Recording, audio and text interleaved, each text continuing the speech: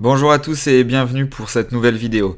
Alors aujourd'hui, comme je vous l'ai annoncé hier, pourquoi ne pas utiliser le bouton stimuler la publication disponible juste en bas de chacun de vos posts? Alors même si je vous déconseille fortement de l'utiliser, je vais vous donner quand même ces deux seuls points positifs. Donc vous savez tous que c'est en bas de votre post, on clique sur stimuler la publication et c'est de ceci que l'on va parler aujourd'hui. Alors après cette vidéo, vous aurez normalement, du moins je l'espère, les cartes en main pour savoir si ce bouton vaut vraiment le coup d'être utilisé. Alors les deux côtés positifs. Le premier, tout simplement, sa rapidité d'exécution. On a cliqué une première fois, cette fenêtre apparaît.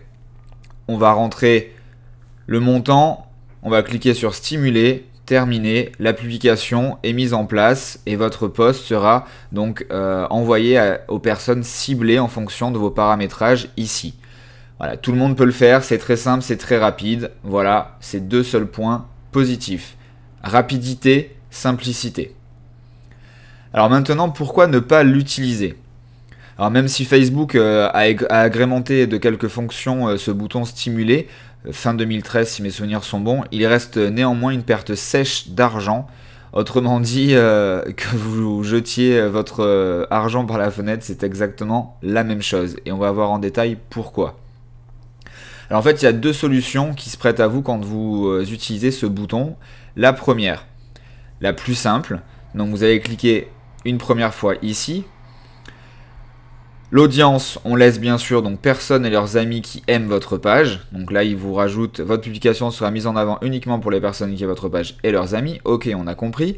Ici, on va rentrer un budget. Donc, je vais mettre par exemple 2 € parce que j'ai pas beaucoup d'argent. Et donc vous allez voir ce qui se passe. Voilà, il ne l'accepte pas, il veut un minimum de 5 €. Donc déjà ici, il nous impose entre guillemets un budget.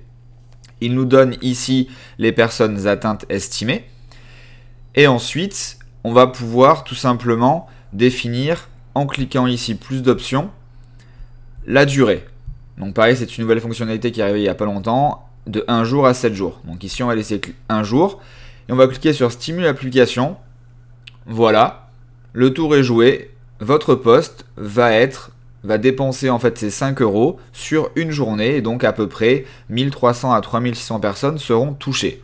Oui, mais comment et qui sera touché? Alors regardez ces résultats. J'ai fait un test sur un post donc de ma page il y a quelques temps. Donc voilà, donc à chaque fois que vous allez utiliser ce bouton, il va vous en créer 3. 3 petites publicités. Donc on ne s'attardera pas aux détails. Par contre, regardez, donc ici, celle-ci, c'est pour les interactions avec vos fans. Et ici, comme vous le voyez ici, c'est les amis de vos fans.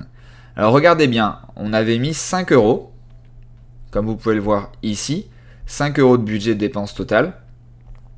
Alors mes fans, simplement 59 de mes fans ont été touchés pour une dépense de 10 centimes. Et regardez bien ici les amis de mes fans, 1700 personnes pour 4,70 €, soit pratiquement la totalité de mon budget. Et ici, en fait, c'est tout simplement quand on voit un post suggéré sur le mur d'actualité, donc les amis des amis, voilà, donc c'est 20 centimes. Donc vous voyez bien que ça a été utilisé simplement en fait pour les amis des fans, et en plus je rajouterai avec l'expérience, c'est donc des personnes, des profils qui ont un fort pouvoir entre guillemets de clic sur les likes. Donc c'est des personnes qui n'ont pas un grand intérêt sur beaucoup de choses, mais voilà, ils aiment bien liker, ils likent toute la journée. Donc voilà vraiment là pour vous montrer en détail qu'ici, si votre but, et normalement c'est votre but lorsque vous faites une publication, une publicité, c'est de toucher tous vos fans, puisqu'on l'a vu avec les dernières actualités, vous pouvez retrouver ces infos sur mon site, le reach de Facebook descend petit à petit, et donc pour toucher tous vos fans, il va falloir payer. C'est ce que vous faites aujourd'hui avec ce bouton stimuler l'application, sauf que vous avez simplement 59 de vos fans, donc dans ce cas-là, on avait, j'imagine à l'époque, pratiquement 1500 fans, donc c'est vraiment rien du tout. Donc voilà, première idée, pour vous indiquer un petit peu ce qu'il en est lorsque l'on touche le bouton stimuler la publication.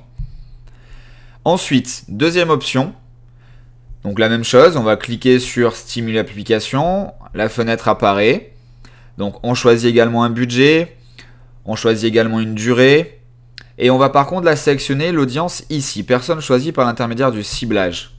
Alors qu'est-ce qui se passe? 4 petites options s'offrent à nous. Le pays, ok, on rentre ici, France, Canada. L'âge, ok, pas de problème. Sexe, homme-femme, ok. Et ici, on va rentrer des intérêts. Donc, je ne sais pas, par exemple, marketing.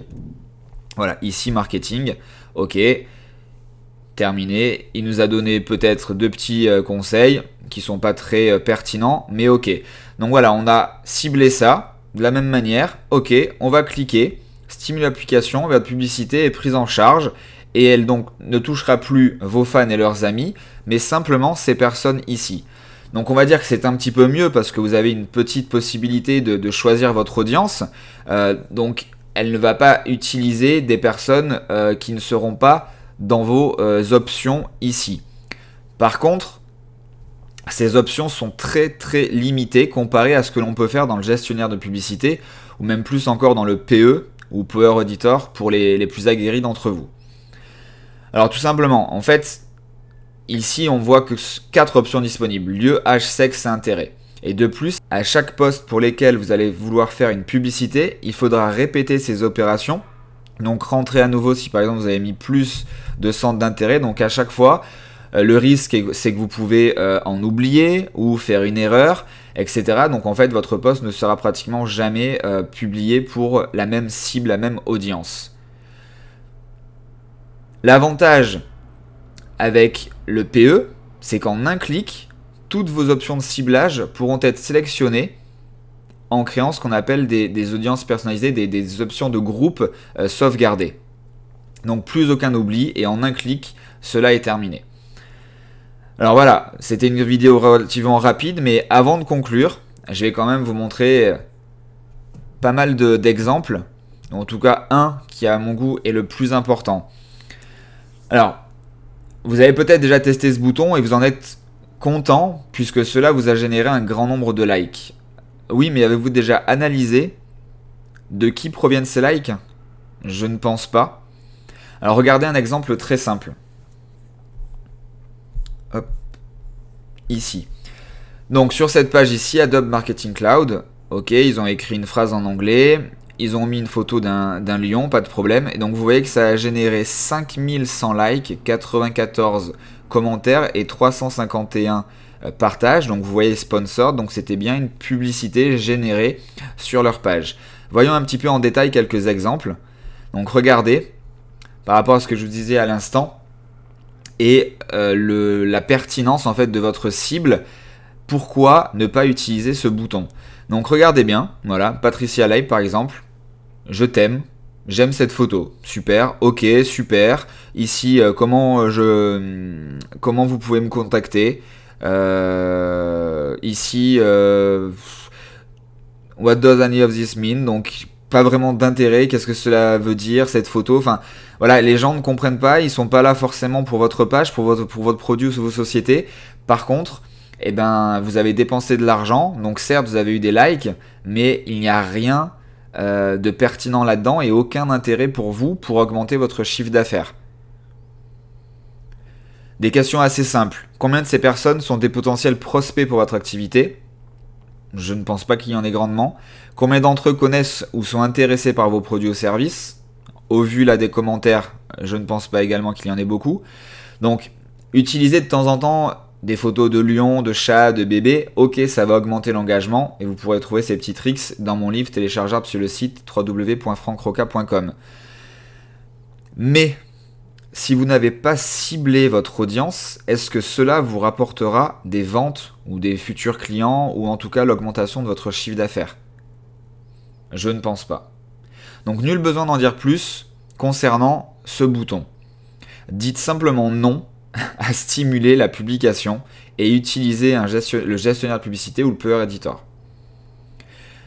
Pour finir, en B2B, donc en fait dans le monde du business, donc si vous vendez à des professionnels, et grâce aux fonctions du Power Editor, on pourra par exemple cibler des personnes par leur poste de travail, donc s'ils sont commerciaux, s'ils sont tout simplement à la tête de création d'événements, ou s'ils gèrent, s'ils sont dans la relation client, bref, en fonction de votre audience. Ensuite, on pourra aussi cibler la société pour laquelle ils travaillent, donc si c'est un grand groupe ou des choses comme ça, des événements auxquels ils participent, et même directement votre base d'emailing. Si par conséquent vous vendez directement des clients, vos services ou vos produits à des clients, on pourra également créer des audiences personnalisées en envoyant à Facebook directement vos fichiers de prospects ou clientèle qui seront identifiables soit par des emails, soit par les numéros de téléphone qu'ils auront utilisés dans leur profil. Et bien d'autres options. Donc cette création d'audience personnalisée, elle est vraiment formidable. C'est celle qui a le plus gros impact et qui vous permet d'avoir un taux d'engagement bien supérieur avec un coût beaucoup plus faible. Puisque, rajouté à cela, on peut créer ce qu'on appelle les audiences personnalisées similaires. Facebook va analyser et étudier le profil de votre base que vous aurez envoyé à Facebook et à partir de là, il va vous en sortir une base beaucoup plus grosse. En général, pour 500 emails dans la base, il vous sort à peu près 200 000 personnes similaires. Donc voilà, c'est quand même un trick relativement intéressant. Et depuis hier soir également, on a la possibilité d'utiliser les audiences de votre site internet. Donc toutes les personnes, en fonction de la page qu'elles auront visitée sur votre site, on pourra en fait ce qu'on appelle les retargeter avec des publicités différentes directement via Facebook. Donc ça, c'est vraiment la plus grosse nouveauté de Facebook. Je l'ai annoncé hier soir assez tard sur mon Facebook. Donc je vous en reparlerai plus précisément dans quelques temps. Voilà, j'espère que cette vidéo vous aura plu, aura été assez claire. Mon but est simplement de vous mettre en garde quant à l'utilisation de ce bouton.